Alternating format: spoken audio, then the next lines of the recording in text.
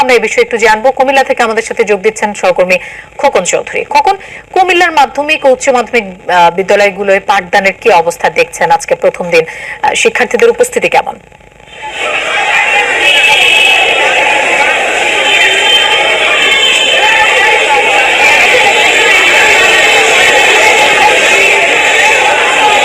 প্রতিষ্ঠান বিশেষ করে মাধ্যমিক উচ্চ মাধ্যমিক বিদ্যালয়গুলোতে কিন্তু শিক্ষার্থীরা ফিট থেকে অর্থাৎ ক্লাসে ফিরতে শুরু করেছে। তারা কিন্তু আসলে যদিও গত 6 তারিখের পর থেকেই কিন্তু শিক্ষা প্রতিষ্ঠান খুলতে শুরু করেছে, কিন্তু ইতিমধ্যে কিন্তু কুমিল্লার যে শিক্ষা প্রতিষ্ঠান বিশেষ করে মাধ্যমিক উচ্চ মাধ্যমিক বিদ্যালয়গুলোতে কিন্তু শিক্ষার্থীরা ফিরতে অর্থাৎ ক্লাসে ফিরতে শুরু করেছে। তারা কিন্তু এখনো যদিও শতভাগ উপস্থিতি হয়নি, তবে একেবারে কম সেটিও কিন্তু বলা যাচ্ছে না। অর্থাৎ 45 থেকে